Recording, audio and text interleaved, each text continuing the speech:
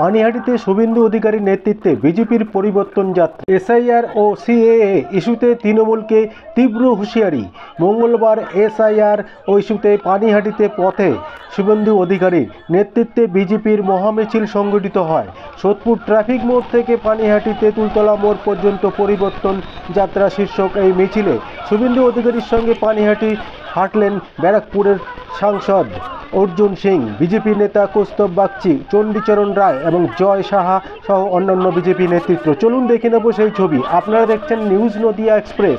চ্যানেলটিকে subscribe, like, share এবং Facebook পেজটি ফলো করুন আর দেখতে থাকুন নিউজ নদিয়া এক্সপ্রেস।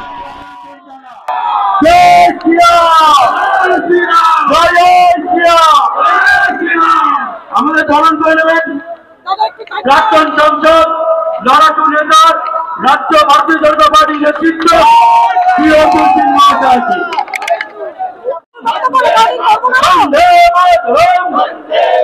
শুধু বাইক দিলে নেব। পতাকা দিয়ে বরণ করে নেব আমাদের ভারতীয় জনতা পার্টিকে। ওনাকে বরণ করে নিচ্ছি।